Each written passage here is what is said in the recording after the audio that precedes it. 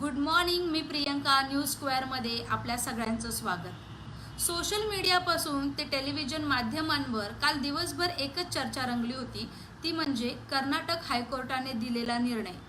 अर्थातच हिजाब बंदी योग्य, शिक्षण संस्थांमध्ये हिजाब बंदीच योग्य असा निर्णय कर्नाटक हायकोर्टाने काल दिला आणि एकच चर्चा सुरू झाली. अनेकांनी या निर्णयाचं स्वागत केलं तर अनेकांनी या निर्णयाला विरोध करत नाराजगीही व्यक्त केली. ज्या मुलींनी याचिका केली होती त्या मुलींनी पत्रकार परिषद घेत आधी हिजाब आणि मग किताब अशी घोषणाही दिलेली आहे. त्यांनी म्हटलेलं आहे की जोवर आम्हाला हिजाब घालण्याचा अधिकार देत नाही तोपर्यंत आम्ही शाळांमध्ये जाणार नाही, कॉलेजमध्ये जाणार नाही, अशा पद्धतीची त्यांनी भूमिका घेतली. त्याचनंतर सरकारने या निर्णयाचं स्वागतच केलेलं आहे. अनेक मुस्लिम समाजातले एक्सपर्ट्स आहेत, त्यांनी देखील या निर्णयाचं स्वागत केलेलं आहे. कुठेतरी मुस्लिम नेत्यांमध्ये नाराजीचा सूर आपल्याला व्यक्त होताना पाहायला मिळतोय. काल सोशल मीडिया आणि टेलिव्हिजन माध्यमांवर तुम्ही चर्चा पाहिली असेल, तर आज आपण न्यूजपेपरमध्ये हिजाब बंदीबाबत नेमक्या हेडलाईन्स काय आहे या आपण जाणून घेणार आहोत. तर माझ्याकडे सर्वात पहिला द इंडियन एक्सप्रेस हा न्यूजपेपर आहे. तर याची जी या हिजाब बंदीच्या बातमीला पहिलं स्थान दिलेलं आहे फ्रंट पेजवर. Karnataka high court upholds hijab ban in class not essential to Islam. अर्थातच कर्नाटक हायकोर्टाने सांगितलेलं आहे की हिजाब हा इस्लामिक धर्माचा अविभाज्य घटक नाहीये, त्यामुळे शिक्षण संस्थांमध्ये हिजाब बंदी योग्य असणार आहे. आज आपण न्यूजपेपरच्या हिजाब बंदीबाबतच्या हेडलाईन्स पाहणार आहोत. सोबतच आपल्यासोबत मुस्लिम समाजाचे अभ्यासक शमशुद्दीन तांबोळी यावर बोलण्यासाठी येणार आहेत. मी सरांना इन्व्हाइट करते. सर, तुम्ही कमेंट करा. जर तुम्ही लाईव्ह पाहत असाल तर तुम्ही कमेंट करा सर.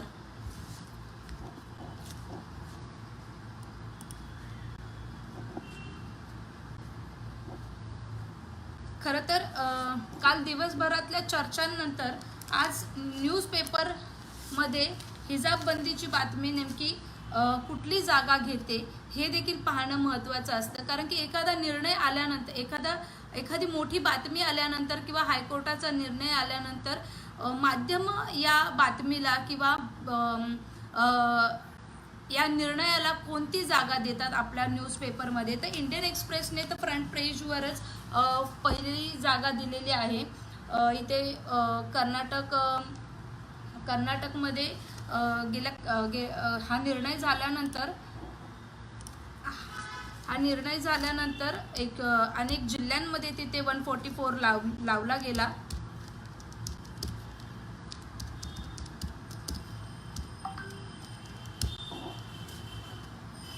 आपण शमशुद्दीन सरांना लिंक पाठवू जेणेकरून ते आपल्या या लाईव्हमध्ये सहभागी होतील. द हिंदू न्यूजपेपरची हेडलाईन आहे, wearing hijab is not essential part of religion. Karnataka हायकोर्टने म्हटलेलं आहे.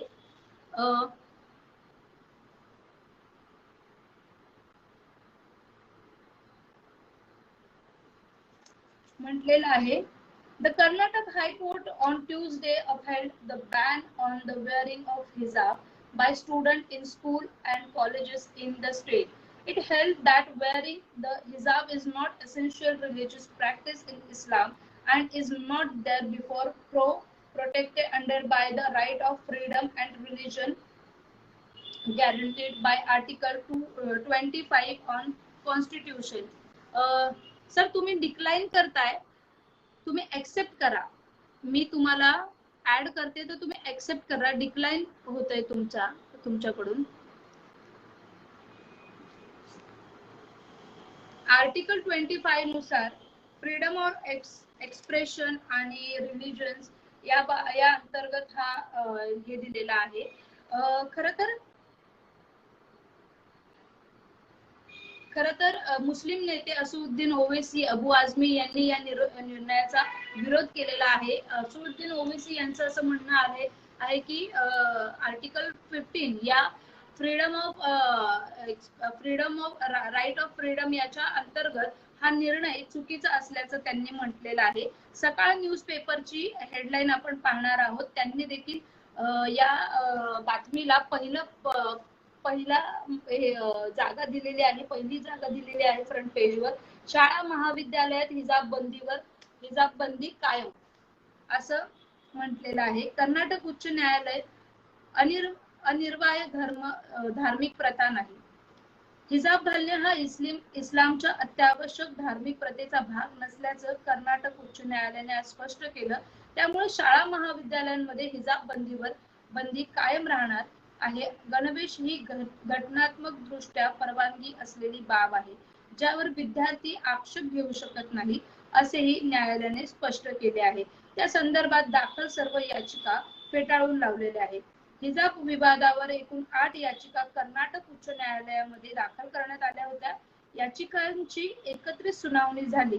त्यानंतर याचिकांवर 3 न्यायाधीशाच्या खंडपीठाने निकाल दिला. मुख्य न्यायाधीश ऋतुराज अवस्थी, न्यायमूर्ती कृष्णा एस दीक्षित आणि यांनी या 3 न्यायाधीशांनी कालच्या याच्यावर हे दिलेलं आहे. आणि या निर्णयाचा परिणाम असा झालेला आहे की कालच ज्या मुली परीक्षा देण्यासाठी गेलेल्या होत्या तिथल्या शिक्षकांनी त्यांना हिजाब कोर्टाचा निर्णय सांगितल्यानंतर त्यांनी परीक्षांवरच थेट बहिष्कार घातला आहे. खर तर संविधानात्मक दृष्ट्या शालेय शिक्षण संस्थांमध्ये गणवेश हाच गणवेशालाच महत्व आहे. कुठल्याही धार्मिक गोष्टींना त्या ठिकाणी महत्व नाही. परंतु हा जरी निर्णय योग्य असला तरी कुठेतरी मुस्लिमांना टार्गेट केलं जाते का, अशा टार्गेट केले जाते का? आताच हा विषय का? गेल्या अनेक वर्षांपासून मुली शिक्षण संस्थेमध्ये हिजाब घालूनच शिक्षण घेण्यासाठी जात असतात. असं असताना देखील आताच या सगळ्या गोष्टी का, असा सवाल अनेकांनी केलेला आहे. लोकसत्ताने फ्रंट पेजवरच दिलेला आहे. कर्नाटक उच्च न्यायालयाचा निर्वाळा, हिजाब बंदीच वैध असं म्हटलेलं आहे लोकसत्ताने. महाराष्ट्र टाइम्सने देखील पहिल्या पानावर स्थान दिलेलं आहे. हिजाब बंदीच योग्य असं अशी हेडलाईन दिलेली आहे. शिक्षण संस्थांबाबत कर्नाटक सरकारच्या निर्णयावर उच्च न्यायालयाची शिक्कामोर्तब. कर्नाटकच्या मुख्यमंत्र्यांनी नेमकं काय म्हटलेलं आहे? न्यायालयाच्या निर्णयाचे प्रत्येकाने पालन करून सरकारला अंमलबजावणीसाठी सहकार्य करावे. विद्यार्थ्यांच्या भविष्याचा विचार करता हा प्रश्न महत्वाचा होता. शिक्षणापेक्षा महत्वाचे काही असू शकत नाही असे म्हटलं जातं. शमशुद्दीन सर आपल्या सोबत जोडले गेलेले आहेत. सर माझा आवाज येतोय का आपल्याला? हो येतोय, अगदी व्यवस्थित येतोय आवाज. स्वागत आहे सर तुमचं न्यूज स्क्वेअर मध्ये. सर आपण काल दिवसभर पाहिलं सोशल मीडियावर, टेलिव्हिजन माध्यमांवर एकच चर्चा होती. कर्नाटक हायकोर्टाने जो निर्णय दिलेला आहे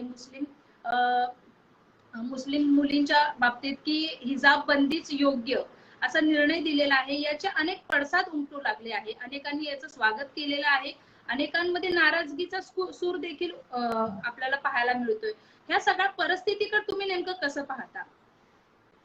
खरं म्हणजे कर्नाटक उच्च न्यायालयाने जो निवाडा दिलेला आहे त्यामध्ये नोंदवलेली जी निरीक्षणं आहेत ते वास्तवतेवरती आधारित आहेत आणि संविधानातल्या ज्या मूलभूत हक्कांचा उल्लेख केलेला आहे त्याचाही या ठिकाणी आधार घेतलेला आहे. आणि हे घेत असताना खरोखरच हिजाब हा जो परंपरेचा जो भाग आहे तो श्रद्धेचा भाग होऊ शकत नाही अशी ती मांडणी केलेली आहे आणि ती सुद्धा वास्तवाला धरून आहे. त्याचं कारण असं की पाकिस्तानच्या पंतप्रधान राहिलेल्या बेनझीर भुट्टो यांनी कधी हिजाब किंवा बुरखा वापरलेला नाही. किंवा इस्लामिक देश म्हणून बांगलादेशाकडे आपण पाहतो त्यातल्या शेख हसीना यांनी सुद्धा कधी हिजाब आणि बुरखा वापरलेला नाही. जगामधल्या अनेक मुस्लिम राष्ट्रांच्या मध्ये, विशेषतः कोसोवो असेल, अझरबैजान असेल, इजिप्त असेल, सिरिया असेल, तुर्कस्तान असेल, या देशामध्ये सुद्धा शाळांच्या मध्ये, सार्वजनिक वाहतुकीवरती आणि त्याचबरोबर शासकीय कार्यालयामध्ये आणि एवढंच काय, मोठमोठे सभा समारंभ असतात अशा ठिकाणी हिजाब घालून येण्यासाठी बंदी घालण्यात आलेली आहे. त्यामुळे हिजाब हा कुठल्याही अर्थाने श्रद्धेचा भाग होऊ शकत नाही, पण हा धर्माचा अविभाज्य भाग आहे अशी बतावणी करून जे धर्मवादी संघटना पुढे येत आहेत आणि हिजाबचं समर्थन करतायत ते हास्यास्पद स्वरूपाचं आहे आणि खरं म्हणजे विद्यार्थिनींची दिशाभूल करणार आहे. अशा वर्तनामुळे मुस्लिम मुलींची प्रगती ही थांबणार आहे. कारण इस्लाममध्ये जो पहिला शब्द आलेला आहे तो इक्रा आहे, इल्म आहे, किताब हा शब्द आहे. आणि आपण किताब बाजूला ठेवून हिजाबला जर महत्व देणार असो तर ते मला वाटतं मोहम्मद पैगंबराला आणि धर्माला यांना सुद्धा मान्य होणार नाही. किंबहुना मी याही पलीकडे जाऊन असं म्हणेल, खरोखरच हा धर्माचा अविभाज्य भाग जरी असला पण आजच्या काळात जर ते विसंगत ठरत असेल किंवा कायद्याने, न्यायालयाने ते चुकीचं ठरवलेलं असेल तर त्याचा सन्मान करणं हे आमचं एक भारतीय नागरिक म्हणून आमचं कर्तव्य आहे. तुम्ही प्रगतीचा मुद्दा जो इथे मांडला सर, देश म्हणजे जग एवढा टेक्नॉलॉजी म्हणा किंवा शिक्षणामध्ये एवढं पुढे गेलेलं असताना आपल्या भारतामध्ये अशा पद्धतीने जी मानसिकता वर येते, जसं आता तुम्ही सांगितलं, मुस्लिम नेते म्हणा किंवा मुस्लिम समाजातील अनेक जे कट्टरपंथी आहेत त्यांनी जे अशा पद्धतीने हिजाब हवा अशा ज्या एकंदरीत फतवा म्हटलं जातं की काढला जातो, परंतु ज्या मुली शिक्षण संस्थेमध्ये जाऊन शिक्षण घेत आहेत या मुलींच्या मानसिकतेमध्ये अजूनही ती मानसिकता येत नाहीये की शिक्षणालाच अधिक महत्व दिलं पाहिजे ना की धर्माला. तर ही जी मानसिकता आहे या मानसिकतेबद्दल आपण त्या मानसिकतेला बदलण्याचा प्रयत्न कसा करू शकतो समाजामध्ये? काय झालेलं आहे की हिजाब किंवा बुरखा, पडदा या सगळ्या गोष्टी ज्या आहेत पुरुष प्रधान मानसिकतेने त्याला प्रतिष्ठा दिलेली आहे. पण ही जी प्रतिष्ठा आहे ती तथाकथित प्रतिष्ठा आहे. ते महिलांच्या मोकळ्या श्वासाला गुदमरून टाकणारी ही प्रतिष्ठा आहे. आणि हा जो, जसं एखाद्या पिंजऱ्यातल्या पक्ष्याला आपण सुरक्षित आहोत असं वाटायला लागतं आणि पिंजरा बाहेर मोकळ्या अवकाशामध्ये उडणारा पक्षी असुरक्षित आहे असं वाटायला लागतं, ही ती मानसिकता आहे. वयाच्या 2ऱ्या, 3ऱ्या, 4थ्या वर्षापासून मुलींच्या अंगावरती असे हिजाब, बखनी वगैरे घालण्यात येतं आणि तेव्हापासून तू बुरखे में, हिजाब में कितना अच्छा दिख रही हो असं म्हणत म्हणत त्या हिजाबला एक प्रकारचं सुंदरतेचं, धार्मिकतेचं, प्रतिष्ठेचं असं एक त्याला जोडल्या जातं. आणि मग हा आपल्या धर्माचा भाग आहे, आपल्या संस्कृतीचा भाग आहे आणि हे आपण पाळलं पाहिजे. नाहीतर आपल्याला जन्नत मिळणार नाही, नाहीतर समाजात ऍक्सेप्टन्स मिळणार नाही, अशा पद्धतीची एक भाषा करण्यात येते. वास्तविक आपण जर असं पाहिलं की शिक्षणासाठी मोहम्मद पैगंबरांनी आणि त्यांच्या पत्नींनी सुद्धा मोठं स्थान दिलेलं होतं. त्या शिकलेल्या होत्या. आपल्याकडे विविध क्षेत्रामध्ये, म्हणजे ते साहित्य असेल, क्रीडा असेल, विज्ञान असेल, अशा विविध सिनेमा असेल, विविध क्षेत्रामध्ये ज्या मुस्लिम महिलांनी प्रगती केलेली आहे ते बुरख्यातून बाहेर पडून केलेली आहे. आणि पहा, आपल्याकडे अनेक अशा गोष्टी संस्कृतीमध्ये होत्या, हिंदू संस्कृतीमध्ये सुद्धा होत्या की ज्या आपण कालांतराने बदललेल्या आहेत. आता यासाठी समाजातून आपण मागणी यावी मग आपण सुधारावं असं होत नाही. सामाजिक प्रबोधन करण्यासाठी जसं विविध सामाजिक चळवळींचं योगदान असतं, संतान सुधारकांचं योगदान असतं, प्रसार माध्यमांचं योगदान असतं, तसं न्यायालयीन निवाड्यांचंही असतं आणि त्यानिमित्त होणाऱ्या कायद्यांचं सुद्धा असतं. आपल्याला कल्पना असेल की तोंडी एकतर्फी तलाक हा सुद्धा धर्माचा अविभाज्य भाग आहे आणि हे आम्ही याच्यात बदल करणार नाही असं सांगण्यात येत होतं, पण तो सुद्धा धर्माचा अविभाज्य भाग.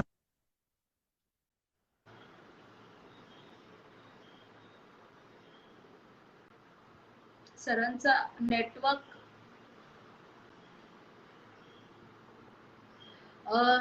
सर आपला नेटवर्क सरांचा नेटवर्क बहुतेक प्रॉब्लेम झालेला आहे. सरांनी या ठिकाणी खूप अतिशय महत्त्वाचे मुद्दे मांडलेले आहेत. मी पुन्हा एकदा सरांना जॉईन करण्याचा प्रयत्न करते.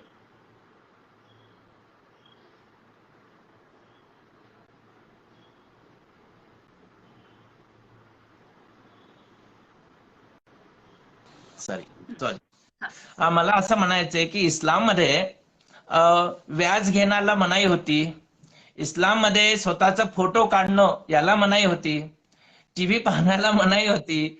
असे जर मनाई केलेले इतके हजारो गोष्टी आहेत की ज्या आम्ही सोडून दिलेल्या आहेत. आता बुरखा हा सुद्धा असाच पद्धत आहे की जे 6व्या शतकातील एका भौगोलिक परिस्थितीतून आलेली ती गोष्ट आहे. म्हणजे अरबस्तानामध्ये जी धूळ उडायची, जे वाळवंट होतं आणि याच्यातून संरक्षण व्हावं उन्हातून, म्हणून स्त्री आणि पुरुषांना दोघांनाही ते त्या प्रकारचे कपडे परिधान करणं ही तिथली भौगोलिक गरज होती. आता अरबस्थानामध्ये इस्लामचा जन्म झाला, उगम झाला, म्हणून सर्वच अरबस्थानातली तिथली नावं सुद्धा आपण स्वीकारायची, त्यांची भाषा सुद्धा आपण स्वीकारायची, त्यांचा पेहराव सुद्धा आम्ही स्वीकारायचं. हे इस्लामलाच मान्य नाही आहे. तेव्हा जे इस्लामला मान्य नाही त्याचा आग्रह आम्ही कशासाठी करायचा? आणि म्हणून मला वाटतं की जे धार्मिक नेते आहेत, राजकीय नेते आहेत, आश्रफ वर्गात लोक आहेत, त्यांनी मुस्लिम समाजाला हे पटवून द्यायला पाहिजे की बुरखा हे अविभाज्य भाग नाही आहे. कारण कितीतरी मुली आपण पाहतो, भारतातले जे राजकीय नेते आहेत जे बुरख्याचं समर्थन करतात, त्यांच्या मुली जेव्हा परदेशात जातात शिकण्यासाठी तिथे ते बुरखा घालत नाहीयेत.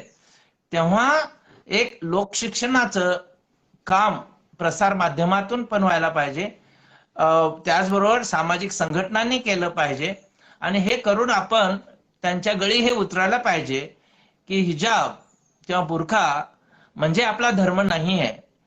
आमचा विकास व्हावा, सर्वार्थाने विकास व्हावा, आम्ही ज्ञान प्राप्त करावं, पुस्तकांना महत्व द्यावं, अगदी चीन पर्यंत जाऊन शिक्षण घ्यावं, इथपर्यंत संदेश पैगाम इस्लामने दिलेला आहे. ते सोडून आपण बाह्य आवरणाला जेव्हा महत्व देतो तेव्हा आपण आपली फसगत करतो असं मला वाटतं. सर, धर्माचा जो तुम्ही इथं मुद्दा उपस्थित केला की ह्या सरकारमध्ये मुस्लिम धर्माच्या बाजूने अनेक निर्णय घेण्यात आले.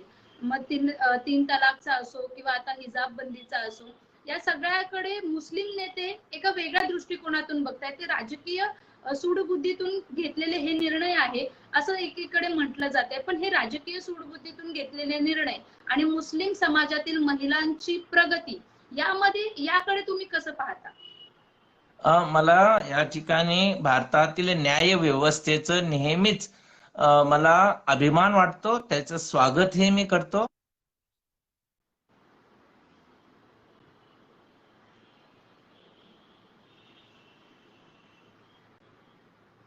सर, आपली फ्रेम फ्रेज झालेली आहे, नेटवर्कचा पुन्हा एकदा एरर आलेला आहे बहुतेक.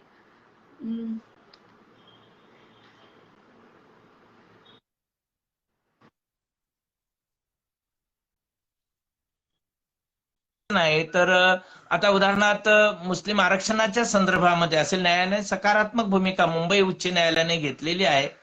आता झाले असं की असे विषय विद्वेषाचे करणं, मुस्लिम बदनामीचे करणं, जातीय धार्मिक अस्मितेचे करणं आणि असं करत असताना त्याला धर्मवादी राजकारणातून त्याचं मोजमाप करणं हे फार आपल्याकडे अलीकडच्या काळात होताना दिसतोय.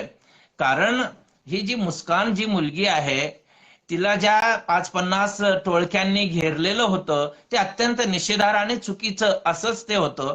पण तेव्हा मुस्कानने अल्लाह अकबरचे नारे दिले आणि मुस्कान ही त्यांची हिरोईन झालेली आहे.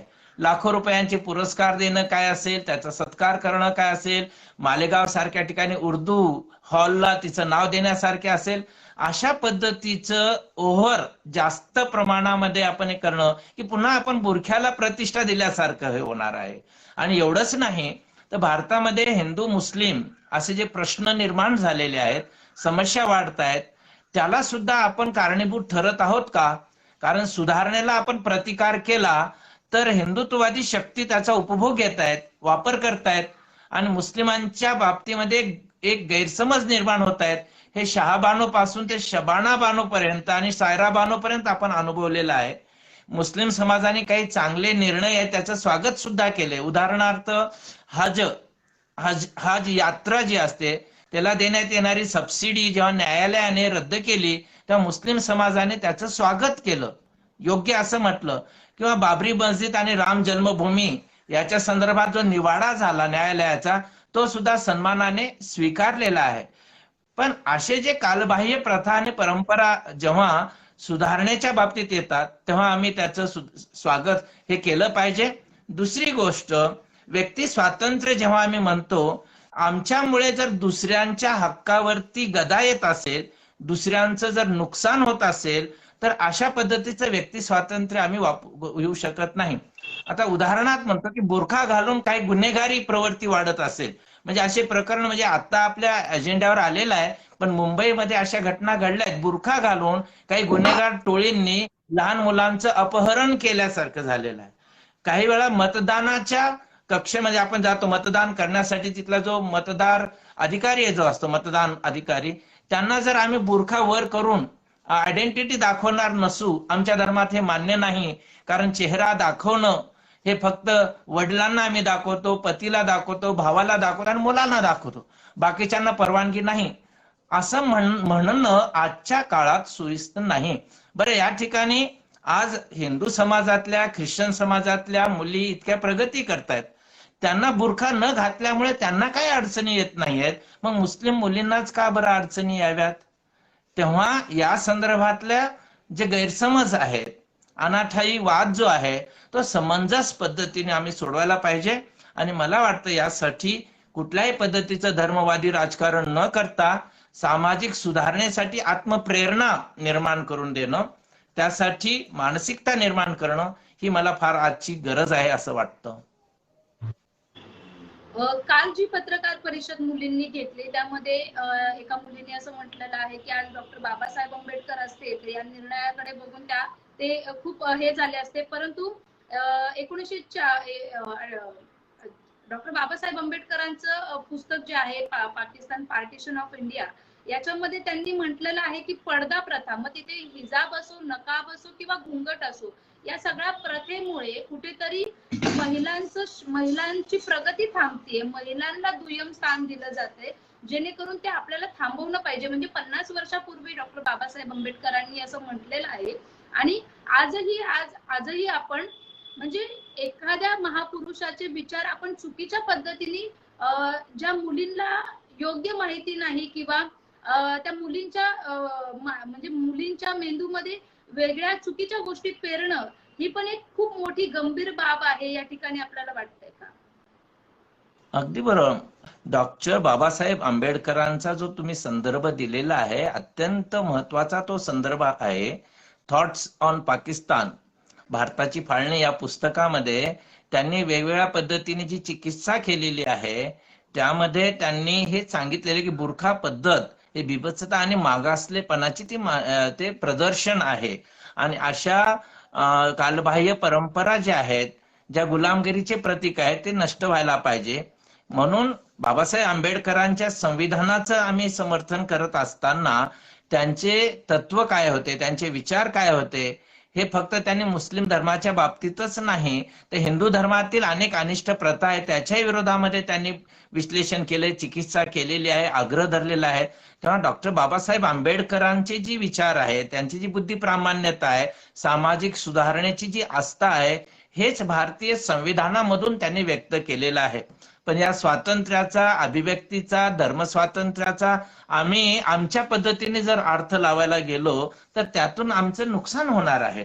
तेव्हा आता जे न्यायालयाने ज्या पद्धतीने कलम 14 असेल, 15 असेल, 19 असेल, 21 असेल आणि 25 असेल, ते धर्म स्वातंत्र्याचं आहे, त्याचा अत्यंत चांगल्या पद्धतीने, कारण धर्म स्वातंत्र्य हे शांतता बिघडून मिळवायचं नसतं, धर्म स्वातंत्र्य हे सामाजिक स्वास्थ्य बिघडून मिळवायचं नसतं, धर्म स्वातंत्र्य हे सुधारणेला सामोरं जाऊन उपभोगायचं असतं. हे धर्म स्वातंत्र्यामध्ये अभिप्रेत असणारा तो सगळा भाग आहे, त्याचा सुद्धा आम्ही सन्मान केला पाहिजे. नागरिकांचे मूलभूत कर्तव्य आहेत जे संविधानाच्या कलम 51 मध्ये सांगितलेले आहेत, त्यामध्ये विज्ञानवाद असेल, त्यामध्ये सुधारणावाद असेल, शोध वृत्ती असेल, अनिष्ट प्रथांचा त्याग करण्याचा भाग, हे सगळं भारतीय नागरिकांचे मूलभूत कर्तव्य आहेत आणि आपण भारतीय नागरिक म्हणून त्याचा आपण सन्मान आणि अंमलबजावणी केली पाहिजे. हे सांगत असताना मी फक्त मुस्लिम समाजाबद्दलच बोलत नाहीये. आजही अनेक हिंदूंचं भारतीयकरण झालेलं नाहीये. अनेक हिंदू समाजातील बांधव सुद्धा संविधानाचं हवं त्या पद्धतीने सन्मान करत नाहीयेत. मूलभूत कर्तव्यांचं उल्लंघन करणारे अनेक मंत्री आहेत, खासदार आहेत, हे सुद्धा आपण समजून घेतलं पाहिजे. कुठेतरी पुरुष प्रधान व्यवस्थेच्या महिलाच स्वतः वाहक बनतायत. अशा या सगळ्या परिस्थितीमध्ये कर्नाटक हायकोर्टाने जो निर्णय दिलेला आहे हिजाब बंदी योग्यच आहे म्हणून, तर याचा परिणाम मुलींच्या शिक्षणावर होईल. कुठेतरी कालच 35 मुली यांनी कॉलेजमधून बाहेर पडून परीक्षेतून बाहेर पडल्या, परंतु या येणाऱ्या काळामध्ये मुस्लिम मुलींची शिक्षण थांबतील का?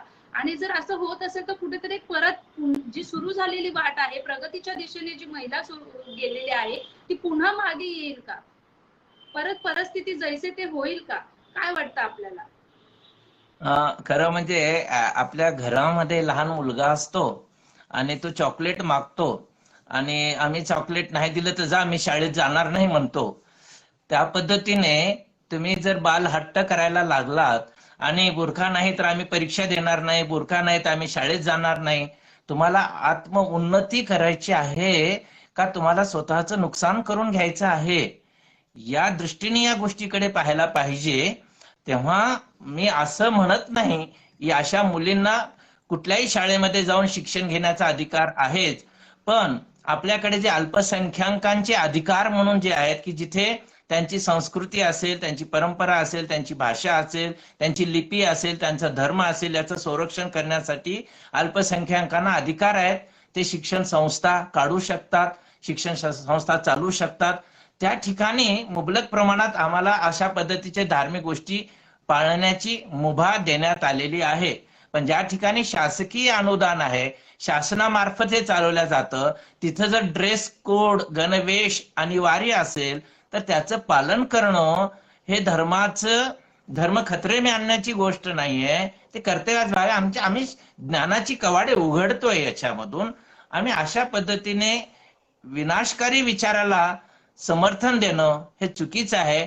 या बाबतीत या मुलींचं योग्य ते शिक्षण व्हायला पाहिजे. मला वाटतं हे जरी सर्वोच्च न्यायालयामध्ये जरी प्रकरण गेलं तर वेळेचा अपव्यय होणार आहे, तिथे सुद्धा याच पद्धतीने निकाल लागणार आहे. तेव्हा जे धर्म नाही त्याला आम्ही धर्म म्हणायला लागलो. धर्म हे अधिक व्यापक आहे, उन्नतीचा आहे, योग्य दिशेने घेऊन जाणार. अल फातिया म्हणून जे गोष्टी असतात, फातिया करणं म्हणजे प्रार्थनेमध्ये ईश्वरा आम्हाला योग्य दिशेने घेऊन जा असं आपण म्हणतो. आणि पडदा जो आहे तो आमच्या डोळ्यात असला पाहिजे, कपडे सभ्यतेने असले पाहिजे, हे इस्लाम मध्ये सांगितलेलं आहे. तो धर्म, त्याच्या आड कोणीच येत नाही. आपण अंधश्रद्धांना म्हणूया एका अर्थाने, किंवा कालबाह्य झालेल्या परंपरांना जर धर्म म्हणून चिकटून बसायला लागलो तर यातून आमची प्रगती होणार नाही. आज सच्चर समिती असेल, रंगनाथ मिश्र आयोग आहे, यांनी जे मुस्लिम समाजाची दुरावस्था दाखवलेली आहे याची कारण आमच्यात आत्मसुधारण्याच्या प्रेरणा नाहीत का? किंवा आम्ही आमच्याच लोकांकडून दिशाभूल झालेलो आहोत का? याचा सुद्धा विचार करायला पाहिजे. आमच्या अवनतीला बाह्य घटक जसे कारणीभूत आहेत तसे आमची विचारसरणी हे सुद्धा कारणीभूत आहेत का? याबद्दल आत्मपरीक्षण आम्ही करणार आहोत का नाही, हा महत्वाचा मुद्दा आहे. आणखी एक काल अबू आझमी यांची प्रतिक्रिया होती या निर्णयावर. त्यांनी असं म्हटलेलं आहे, जर हिजाब बंदी करताय तर शाळेमध्ये म्हणजे शिक्षण संस्थेमध्ये पगडी घालून पण येणारे आहेत, मग त्यांना देखील विरोध होईल का? मग पगडी आणि हिजाब बंदी या सगळ्या म्हणजे आता प्रत्येक धर्माचे जे आहे पगडी घालणं, मग बाकीचे अनेक, मग तुम्ही जर, माझं तर असं म्हणणं आहे ही शिक्षण संस्थाच आहे, तर राजकीय पक्षांमध्ये पण ज्या पद्धतीने म्हणजे कपड्यांचा हे केला जातो, वेअरिंग केलं जातं, ते पण थांबलं पाहिजे. पण अबू आझमींच्या या प्रतिक्रियेबाबत मी आणखी एक तुम्हाला सांगू इच्छिते की विधानसभेमध्ये गेल्या 2-3 वर्षांपूर्वी ज्यावेळेस 3 तलाकचा प्रश्न हे चर्चेला जात होता, त्यावेळेस मी स्वतः अबू आझमी यांची बाईट घेत होते. त्यावेळेस अबू आझमी यांनी असं म्हटलं होतं, ज्या महिला 3 तलाकचं समर्थन करतायत तर त्या महिला ह्या लोकांचे तलवे चाटते हे, अशा शब्दामध्ये अबू आझमी यांनी प्रतिक्रिया दिली होती. आणि कालची देखील त्यांची प्रतिक्रिया अशी होती की पगडीला मग का नाही तुम्ही विरोध करत? तर याकडे कसं बघता सर? खरं म्हणजे अबू आझमी असतील, ओवेसी असतील, आणि म्हणून हे तथाकथित धर्मवादी राजकीय भांडवल करणारे जे लोक आहेत त्यांना आपले मतदार मिळवायचे आहेत, लोकांची दिशाभूल करायची आहे आणि आपलं स्थान निर्माण करायचे, याच्यामध्ये समाजाचं आपण काय नुकसान करतोय हे याची त्यांना कल्पना येत नाही, किंवा कल्पना आली तरी त्याची त्यांना पर्वा वाटत नाही. हा एक भाग. दुसरा, एखादा शीख बांधव जर डोक्यावरती जर गठ्ठो बांधत असेल तर त्या मुलाची आयडेंटिटी लपल्या जात नाही, तो चेहऱ्यावरचा बुरखा नाही आहे. इथे बुरख्याचं जेव्हा आम्ही बोलतो तेव्हा आम्ही वर्गात बसताना सुद्धा आम्ही तोंड झाकून घेणार आहोत, आम्ही हिजाब घालणार आहोत, बुरखा घालणार आहोत. आम्ही पुरुष शिकवत असताना आमचा चेहरा त्यांना दिसणं हे धर्म मान्य नाही, अशा पद्धतीच्या ज्या खुळ्या कल्पना आहेत त्याचं समर्थन आणि या ठिकाणी नको त्या गोष्टीला म्हणजे हे करणं हे अत्यंत चुकीचं आहे. पण मी हेही म्हणेल की एक दिवस जर असा आला की शीख बांधवांची पगडी असेल, कृपान असेल, याला आवाहन करण्यात आलं आणि त्या बाबतीमध्ये न्यायालयाने अशा पद्धतीचे धार्मिक प्रतीक वापरून शाळा महाविद्यालय येऊ नये असा जर निवाडा दिला तर ते निवाडा शीख बांधवांनी सुद्धा स्वीकारलं पाहिजे, असंच मी या ठिकाणी म्हणेल. किंवा कुठलेही धार्मिक प्रतीक हे शिक्षण क्षेत्रामध्ये त्याला स्थान असू नये, किंवा शिक्षण क्षेत्र हे राजकीय अड्डे बनवू नयेत, ती त्या राजकारणाची आणि धर्म प्रतीकांची ज्याला मैदानं ती ठरवू नयेत. ते आपण समतेचं, विज्ञानाचं, संविधानाचे आणि ज्ञानवृत्तीचे असं ते माध्यम आहे, असे साधन आहे. त्या ठिकाणी आपण धर्माला आणायचं तरी कशाला? पण बुरखा आणि यांची शिखांची पगडी याची तुलना करणं हे सुद्धा मला हास्यास्पद अशा पद्धतीचं वाटतं, कारण त्यांनी कुठे आपली आयडेंटिटी त्याच्यामुळे लपल्या जात नाही आहे. त्या मुलींनी सुद्धा एक प्रकारचं ओढणी वगैरे घेतली असेल तर त्याला सुद्धा कुठल्या पद्धतीने शाळेमध्ये अडकाव केला जाईल असंही मला वाटत नाहीये. नक्कीच. एक शेवटचा प्रश्न, या सगळ्या कर्नाटकमध्ये आता जमाव म्हणजे 144 कालपासून लावला गेलेला आहे काही जिल्ह्यांमध्ये, या सगळ्या परिस्थितीचं लोण महाराष्ट्रात देखील पसरेल का? महाराष्ट्रात कशी परिस्थिती असू शकते? मुस्लिम मुली ज्या शिक्षण संस्थेत जातात आपण पाहतो, त्यांच्यावर देखील अशाच पद्धतीने हे लागेल का? आणि जर लागलं तर इकडे काय परिस्थिती उद्भवू शकते, तुम्हाला काय वाटतं? दोन गोष्टी आहेत त्याच्यामध्ये की कर्नाटकमध्ये बीजेपी प्रणित असं ते शासन आहे आणि त्या ठिकाणी जे काही हिजाबवरून प्रकरण गाजलं ते बीडमध्ये पहिले हिजाब फिर किताब, सोलापूरमध्ये, औरंगाबादमध्ये, मालेगावमध्ये हजारोंच्या संख्येने बुरखा घालून महिला पुढे आल्या आणि महाराष्ट्रात ते त्या पद्धतीचं लोण आलेलं होतं. पण एक गंमत अशी मला इथे सांगायची आहे, कुठल्याही राजकीय पक्षाचा उल्लेख करत नाही, महात्मा फुले जे समतावादी आहेत, सुधारणावादी आहेत, पुण्यामध्ये महात्मा फुल्यांचा वाडा आहे, त्या ठिकाणी हिजाबच्या समर्थनार्थ जो मेळावा झाला त्याचं पुढारी पण हे राष्ट्रवादी काँग्रेसने घेतलेलं होतं.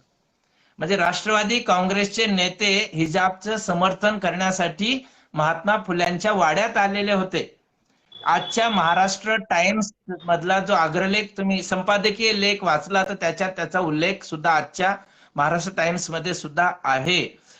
तर आपल्याकडे काय झालेलं आहे की अजून तरी म्हणजे इथे महाआघाडी सरकार असल्यामुळे ते बीजेपी शासनाच्या तिथे ज्या निर्णय घेतले जाऊ शकतात, म्हणजे तिथल्या कर्नाटक शासनाने कायदा केलेला आहे बुरख्याच्या हिजाबच्या विरोधामध्ये. तसा कायदा महाराष्ट्रातील महाआघाडी करेल असं मला वाटत नाही. पण उच्च न्यायालयाचा जो निवाडा आहे तो निवाडा सर्वांच्यासाठी पाळायला पाहिजे, त्याची अंमलबजावणी व्हायला पाहिजे. तेव्हा कर्नाटक उच्च न्यायालयाने दिलेला जो निवाडा आहे त्याचं समर्थन, त्याचं स्वागत महाराष्ट्रातील मुस्लिमांनी सुद्धा केलं पाहिजे अशी माझी एक विनंती आहे. आणि समाजातील धुरीणांना, पुढाऱ्यांना अशी विनंती मी करतोय की आपण या निमित्ताने हिंदू मुस्लिम प्रश्न म्हणून उभे केला नाही आणि मुस्लिम समाजाची प्रगती होण्याऐवजी अधोगतीकडे आपण घेऊन जाणार नाही, यासाठी सतर्क राहावं, तसे प्रयत्न करावेत आणि आपण समाजाला योग्य दिशा द्यावी असं मी एक त्यांना आवाहन करू इच्छितो. नक्कीच सर, तुम्ही न्यूज स्क्वेअर मध्ये आले आणि प्रेक्षकांना या हिजाब बंदीच्या बाबत खूप मुद्देसूद माहिती सांगितली, त्याबद्दल धन्यवाद. तर सर तुम्ही कट होऊ शकता. थँक्यू, धन्यवाद. मी क्षमा मागतो की सुरुवातीला काही क्षण मला जॉईन होताना जरा अडचणी आल्या, तांत्रिक पद्धतीचे मधून मधून अडथळे आले, त्याबद्दल मी दिलगिरी व्यक्त करतो. तर सरांनी आपल्याला खूप योग्य आणि इत्यंभूत माहिती दिलेली आहे. अशा पद्धतीने हिजाब बंदीच्या जो काही कालपासून वाद सुरू आहे, ज्या चर्चा सुरू आहे, कुठेतरी आपण सगळ्यांनी या न्यूज स्क्वेअरच्या माध्यमातून मला सगळ्यांना सांगू इच्छिते की आपण सगळ्यांनी शिक्षणाला महत्त्व द्यावं, ना की धर्माच्या प्रतीकांना महत्त्व द्यावं. शिक्षण जर आपण घेतलं तरच आपली प्रगती होऊ शकते आणि आपली प्रगती झाली तरच या देशाची, या समाजाची प्रगती होईल, असं सांगून मी इथेच थांबते. धन्यवाद. News square.